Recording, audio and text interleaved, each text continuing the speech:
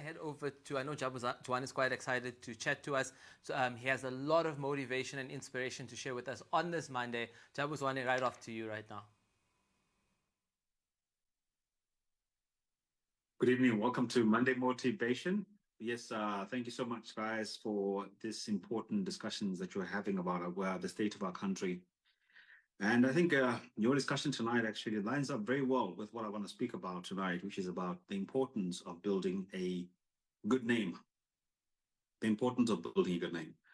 And I think it is something that I remember quite well um, in my early days with my mentor, my pastor at the time, saying to me, you know what, quoting this particular verse in Proverbs, and the verse goes something like this: that a good name is more desirable than great riches.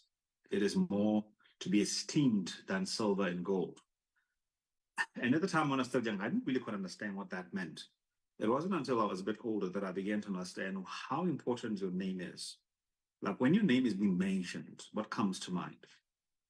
When your name is mentioned, there's certain things that become synonymous with your name. Is it negative things? Are you known as the one that has perhaps a bad temper, or the one that is unreliable, the one that does not tell the truth, the one that betrays, the one that cannot regulate themselves emotionally? Or is your name synonymous with positive things, things that people are looking for, things that are of great value? You see, whatever your name is synonymous with is what will attract people to you, or it'll be the same thing that actually repels people away from you. And that's what I want to talk about tonight. And I was just thinking about it. It kind of was haunting me a little bit after having a conversation with someone about this very factor, where we were really talking about, like, do people actually care about their names, or do they only care about the positions that they acquire? Do they only care about the businesses that they build, how much money that they make? And it doesn't actually matter in the process of building some of these businesses and leading some of these massive corporations. It doesn't matter what kind of name they build. They maybe only care about, what their name or what they do can acquire for them. Let's think about it. Why is it important to build a good name? First of all, a name, is more than just a name. A name is really about your character. It's really about your power, your ability to influence, your ability to bring about change, right? In the studio, there's a discussion there about like what happened in Johannesburg. Like when these people are taking power, what is it that they're looking after? Are they after political interests? Or are they truly looking to make good of the appointment that we have given to them as the citizenry of this country? Do they care to honor that and make that be part of their legacy? Or are they only concerned about the office, the political office that have put them out there? And it doesn't actually matter in the end whether or not their service in that role that we have entrusted them with, if that translates into the change that we all are yearning for in this country. I mean, there's so many things that are quite disheartening at the moment, but I'm not going to be negative because I really want to take my time and focus on why it is so crucial for us to build a good name for ourselves. First of all, your name is influence. I learned this from, I think it was John Maxwell. He says that leadership is really about influence. But I think also your name is really about influence. When your name is mentioned in certain situations and say so and so, the whole thing about name dropping. Name dropping really is probably the most perfect example I can give about what a good name does, is that if you're a person of great reputation, great, achieve great things in life, and your name is being dropped as an endorsement. I mean, in business, we speak a lot about testimonials. In our business of speaking, in the business of coaching, even when I just finished writing my book now, which I'll share at some point on the forgiveness mindset. And on books, most of the time, people would speak about this whole thing of, this is a testimonial by so and so, a foreword by so and so. And normally, when writers look for somebody who's going to write a foreword, they normally look for somebody of influence, because they understand that if somebody whose name is influential endorses the book, then the masses would then follow, probably don't want to buy the book.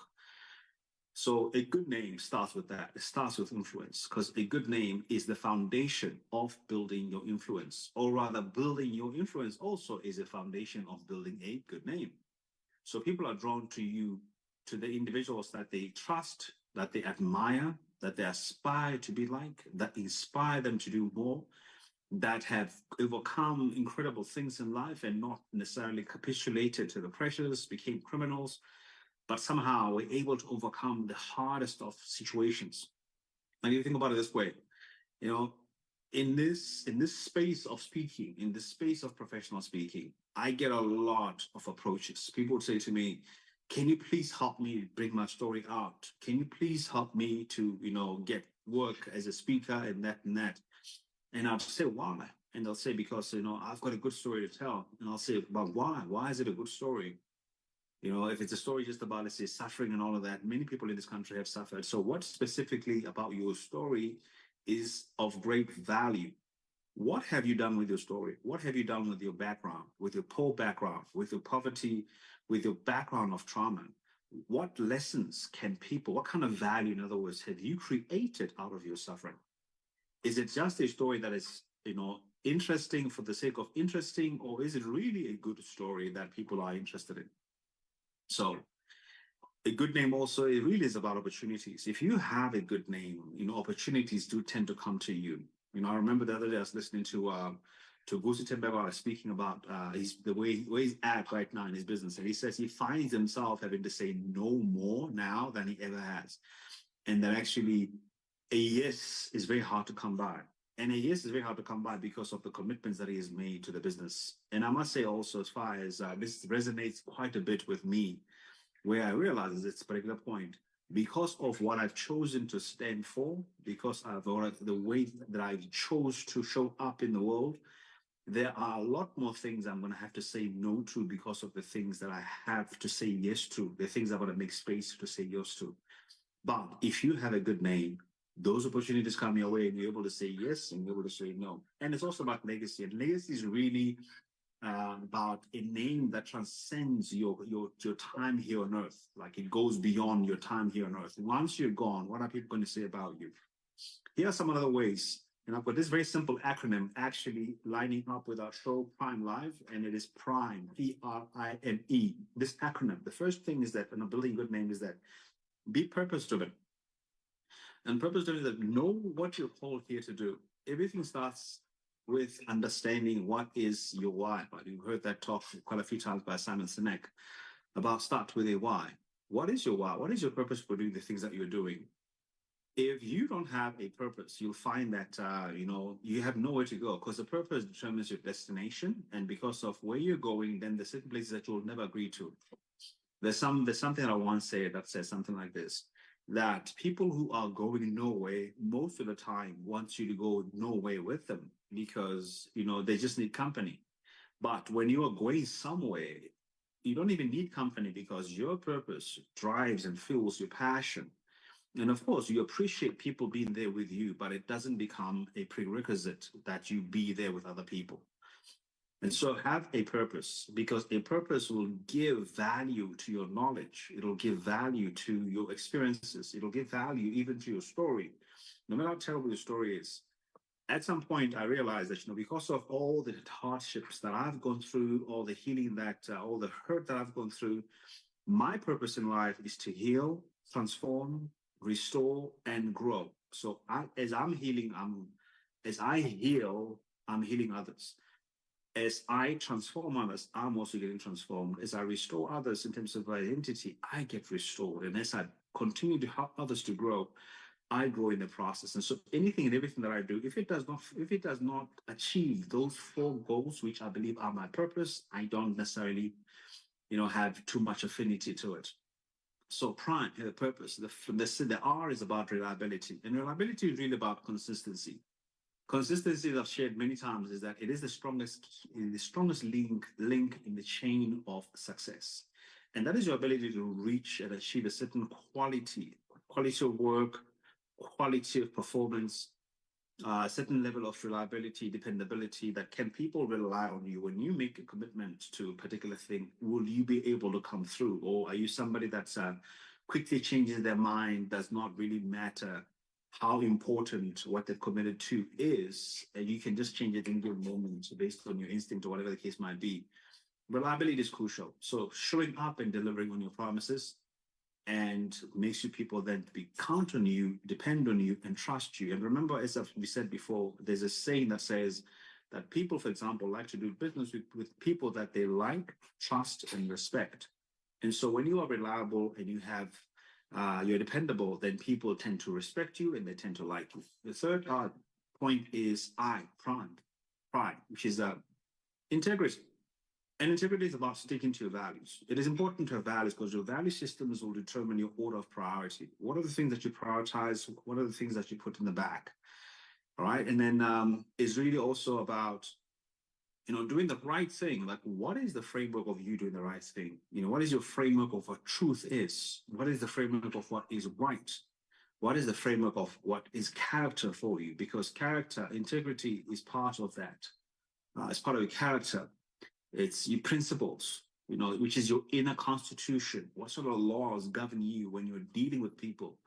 Do you make a commitment to not lie, to not cheat, to not deceive, to not misrepresent facts, to treat people well, to be the same anywhere and every way that you are?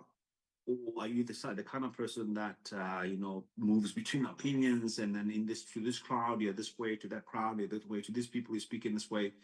We see this a lot with our politicians.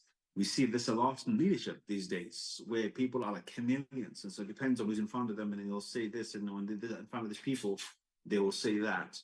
The fourth thing is mindful communication. And mindful communication is about understanding the power of words. That when you open your mouth as a person of great influence, even if you don't have influence, but to achieve influence and to become somebody that has a good name, you've got to learn how to be a great communicator, to be mindful of the words that come out of your mouth, to not just let idle, useless, sometimes toxic or potent words come out of your mouth simply because maybe they're interesting, or because you're in a position of some kind of power, or because there won't be any consequences. It is so important that you have mindful communication. Mindful communicators become powerful and influential people.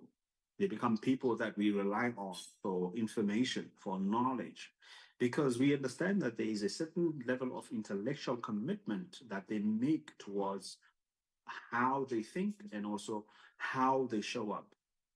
Because your words, the way you communicate, is part of how you show up. When there's a sensitive discussion that is being had, are you the type of person that we're going to cringe because we are afraid of what you're going to say? Or are we the type of person that we're all going to stand in attention because we cannot wait to hear what you've got to say? Because you know that when you open your mouth, you're going to bring order in chaos. You're going to bring form out of darkness. And it's one of the verses that I love in the Bible, in the beginning, where it says that God said, and then let there be light, and there was light. And then the world was without form. And he said, let there be day and night. And then separated the waters and the earth. And that talks to the power of words, that when we speak, we create order, we can create form. Things start to make sense. Where there's confusion, there begins to be understanding. People that have a good name understand the importance of communication because they understand that they're a mediator. And many times, for example, as I am a communicator myself, I'm mindful of the fact that a big role that I play as a communicator is to explain things that can be quite difficult to communicate. And so I'm quite intentional in thinking about how do I structure sentences in such a way that will deliver a point that I want to deliver powerfully for the purpose that I want to deliver it for. And so going back to the first P, if you don't have a purpose, it's very difficult then to become a mindful communicator. And then if you're not reliable, if you don't have integrity, and then lastly, it's empathy. So that's the E, now prime, right? And empathy is about the genuine care about the well-being of others. Like compassion, for example. We are in a world today where compassion is something that is so rare to come by. And then because compassion is so rare to come by, what starts to happen is, we have a lot of terrible things that are happening all over the world. We've got world leaders that are taking decisions that are killing millions and that are impacting millions and millions of people. And it's so important for us to really just be mindful of the fact that we have to have empathy. The world needs empathetic people. The world needs us to understand that we are different. We come from different backgrounds. We've got different struggles. We've got different desires. But for us to live peacefully in this world and to share the common space, we've got to be empathetic. So crucial. I mean, there's so much more to be said about this, but tonight it was really about that. It was really about prime. It's about having purpose. It's about being reliable, about having integrity, being a mindful communicator, being empathetic. Thank you so much for tuning in this evening. I hope everything that I said to you tonight was quite helpful to you. I want to thank you so much once again for continuing to support Prime Live and to being our faithful, dedicated, committed viewers. Enjoy the rest of your programming and enjoy the rest of the week. Good evening.